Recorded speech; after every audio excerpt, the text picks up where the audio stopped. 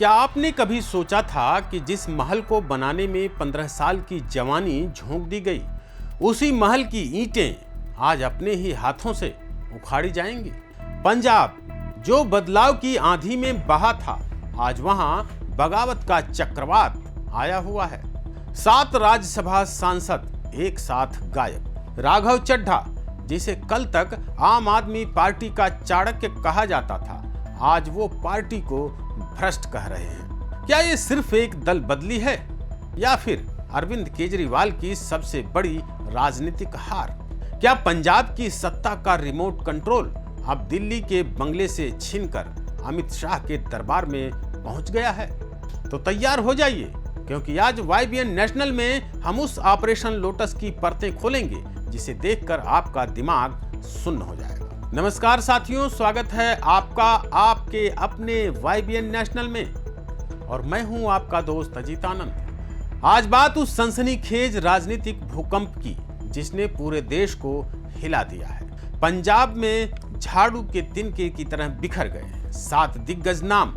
राघव चड्ढा से लेकर हरभजन सिंह तक सब अब भगवा रंग में रंगे नजर आ रहे हैं। लेकिन असली खेल वो नहीं है जो दिख रहा है, असली खेल वो है जो पर्दे के पीछे लिखा गया है। आज के इस 6 मिनट के सफर में मैं आपको वो सच बताऊंगा जो किसी न्यूज चैनल ने नहीं दिखाया है। याद कीजिए मार्च 2022, पंजाब की 92 सीटें, एक ऐसी जीत जिसने बड़े बड़े किलों को मिट्टी में मिला दिया। उस जीत के 2 सबसे बड़े आर्किटेक्ट थे राघव चड्ढा और संदीप पाठक। लोग कहते थे कि भगवंत मान तो चेहरा है, लेकिन दिमाग राघव चड्ढा का है। लेकिन राजनीति में प्रभाव ही अक्सर दुश्मन बन जाता है। पिछले 6 महीनों से खबरें आ रही थीं कि राघव चड्ढा को साइडलाइन किया जा रहा है। राज्यसभा में उनकी ताकत कम की गई।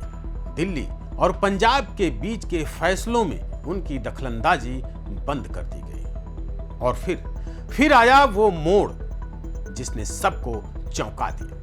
राघव चड्ढा का वो बयान, ये पार्टी अब सही आदमी के लिए गलत जगह बन गई है। सोचिए, जो शख्स केजरीवाल का साया था वो आज उन्हें भ्रष्ट कह रहा है। क्या राघव चड्ढा को अपनी गिरफ्तारी का डर था? क्या ईडी के छापे सिर्फ ट्रेलर थे? या फिर ये पंजाब के 2027 के सिंहासन की कोई नई बिसात है? अब रुकिए, ये सबसे दिलचस्प हिस्सा है। आम आदमी पार्टी कह रही है कि ये गद्दार हैं, लेकिन बीजेपी इन्हें गले क्यों लगा रही है? बीजेपी को पंजाब में वोट नहीं चाहिए साथियों, बीजेपी को चाहिए नेटवर्क। इन 7 नामों को गौर से देखिए। Ashok Mittal, lovely professional university के मालिक, पूरे दोआबा क्षेत्र का बिजनेस और यूथ नेटवर्क इनके हाथ में है। राजिंदर गुप्ता, ट्राइडेंट ग्रुप, 5000 करोड़ का साम्राज्य, मालवा की पूरी इंडस्ट्री इनके इशारे पर चलती है। संदीप पाठक, इनके पास वो गोल्डन पेन ड्राइव है जिसमें आम आदमी पार्टी का बूथ लेवल डेटा, जातीय समीकरण और 2022 की जीत का पूरा कच्चा चिट्ठा है। सोचिए अगर आपका सबसे भरोसेमंद सेनापति ही दुश्मन के खेमे में जाकर आपके किले के सारे गुप्त रास्ते बता दे, तो आप युद्ध कैसे जीतेंगे? यही हो रहा है पंजाब में। बीजेपी अब इन बिजनेस टाइकून्स के जरिए पंजाब के उस शहरी हिंदू और मध्यम वर्ग में घुसपैठ कर रही है जहां वो अब तक अछूती थी।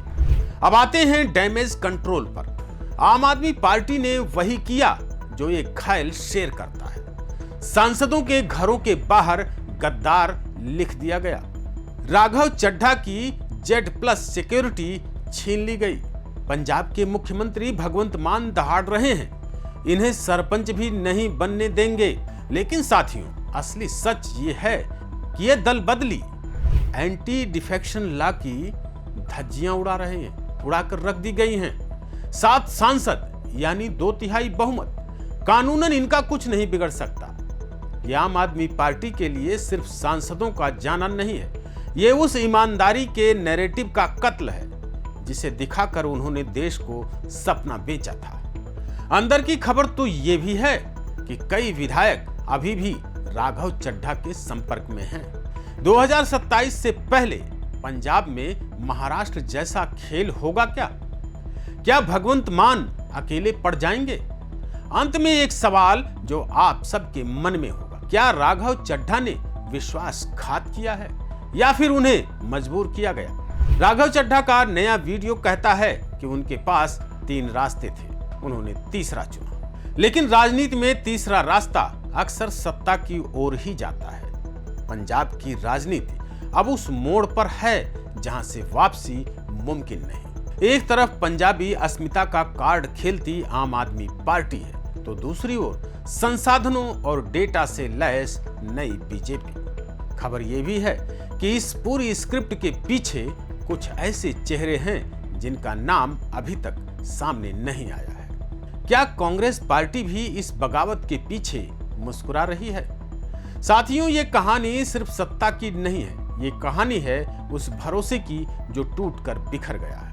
आपको क्या लगता है, राघव चड्ढा सही हैं या वो वाकई गद्दार हैं? क्या केजरीवाल पंजाब बचा पाएंगे या 2027 में कमल खिलेगा? कमेंट बॉक्स में अपनी बेबाक राय जरूर दें। वीडियो को लाइक करें, अपने दोस्तों के साथ शेयर करें। अगर अभी तक चैनल को सब्सक्राइब नहीं किया है तो इसे सब्सक्राइब जरूर करें। मिलते हैं अगली एक नई वीडियो में, तब तक के लिए जय हिंद, जय भारत।